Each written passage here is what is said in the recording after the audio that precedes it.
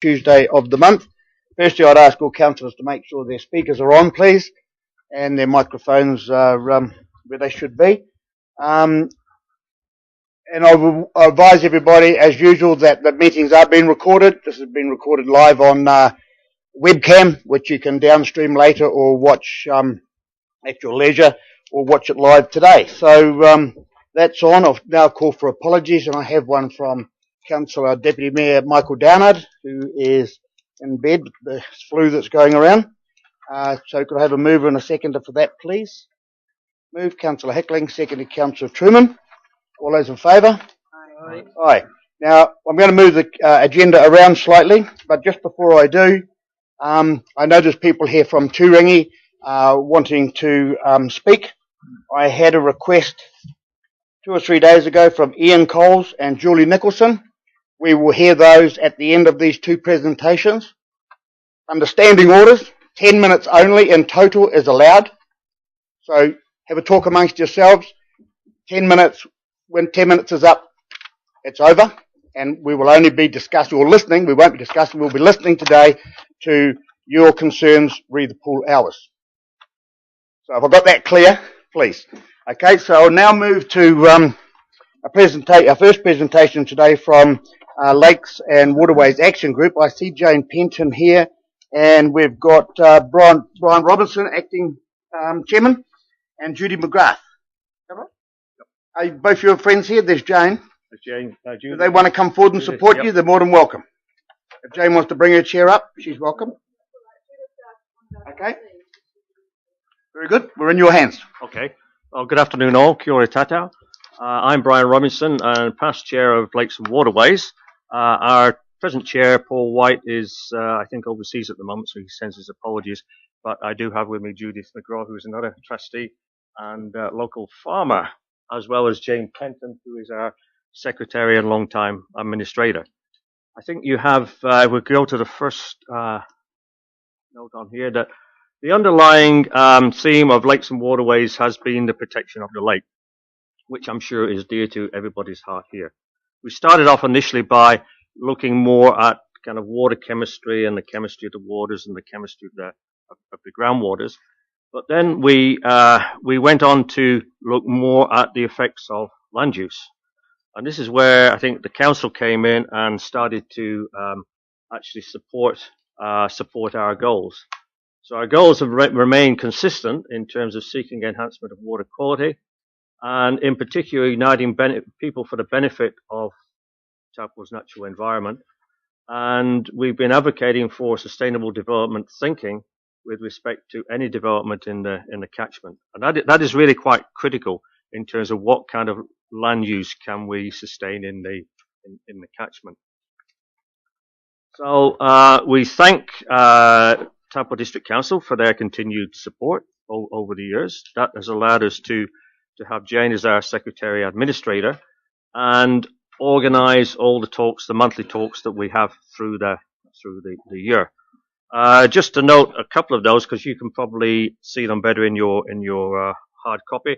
The first one about Project Tongariro and the wetlands. Wetlands are incredibly important in the environment. You know, you can in agricultural land, you can fence off streams, you can do riparian planting, but you can't beat having wetlands. Wetlands are the process whereby you can soak up all the nitrogen and nutrients and so on that you need to get out of the system before it gets into the groundwater. A further one in June, we had an update of Taupo beef, and this as well as the Lake Taupo Protection Trust update. I should say at this stage that we've been heavily involved with the Lake Taupo Protection Project and supported them particularly in the last short while in terms of getting continued and enhanced finance to remove the last part of nitrogen to get to this magical 20% figure that we need. We just hope that this 20% is right, because we all know that the situation within the lake is probably going to get worse because of the spike of old groundwater coming in before it actually gets better. And then we'll find out whether this 20% is enough or not. We might need more, but we probably know that we're not going to get any more funding for that. So I think we did very well. All the organisations, Taupo District Council, the Regional Council, and ourselves supporting that in terms of getting this additional funding.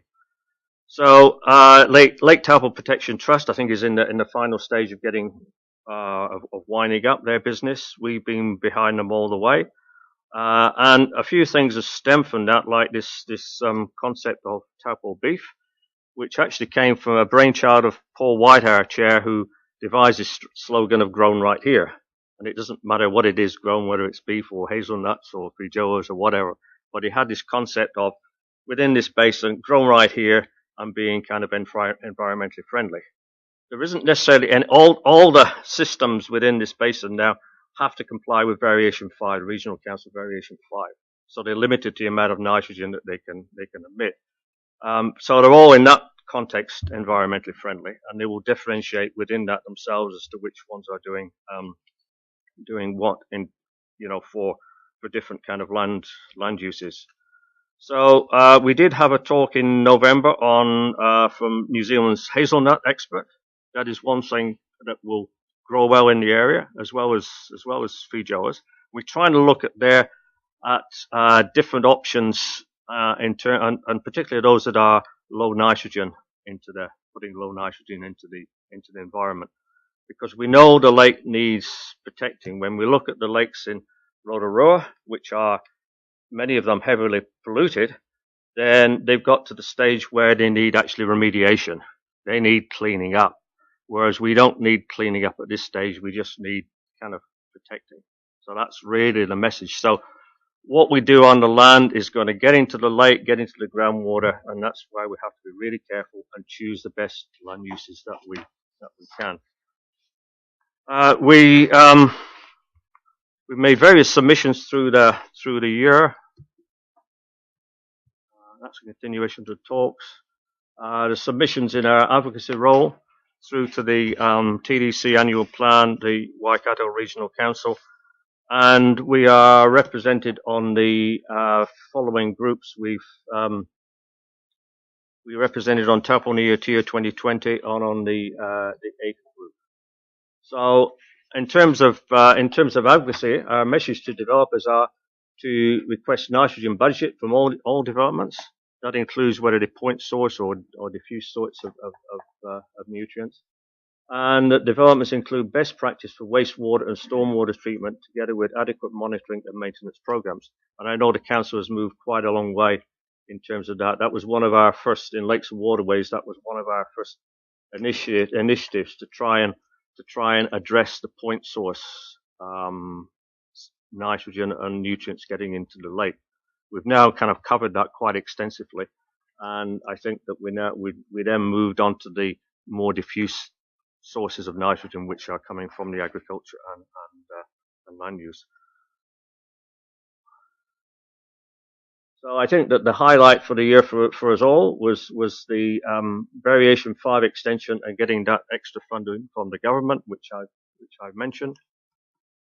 And the issues going forward, Lake Taupo Protection Project, we had concerns that the funding will not be sufficient, but I think we'll have to live with that for the moment. And we move on to kind of environmental marketing of the Lake Taupo Protection Project, that is. How can we market what we've already achieved? And I guess Taupo beef is one example of that. So I think those are the main things that we wanted to address and the messages that we want to put over. So if there are kind of questions at this stage, we have a few minutes in these weeks. Thank you very much for your presentation. I'll just open it up to councillors if they have any questions of you. I think your work doesn't go unnoticed. In fact, we all get your agendas and minutes of meetings, and you do a great job of promoting your goals. So I know on behalf of all my councillors here, we thank you for your volunteer work that you do to protect the best asset we have in this district, or perhaps even New Zealand. Yeah. That's that big blue lake out behind me there. Yeah. And let's all hope and pray that the work you do and others do, that it stays that pretty colour. Yep. So on behalf of all my councillors, thank you very, very much for your work, and may you continue for a long time. Thanks very much for your comments. So thank you. Dora. All right, just before you go, I've got to move that your presentation be received. A mover and a second, please. Move, Councillor Kirk. seconded Councillor Williams. All those, and a very heartful, grateful, say yes, aye. Aye. I mean aye. Okay. That's Thank you very reassuring. much. Thank you.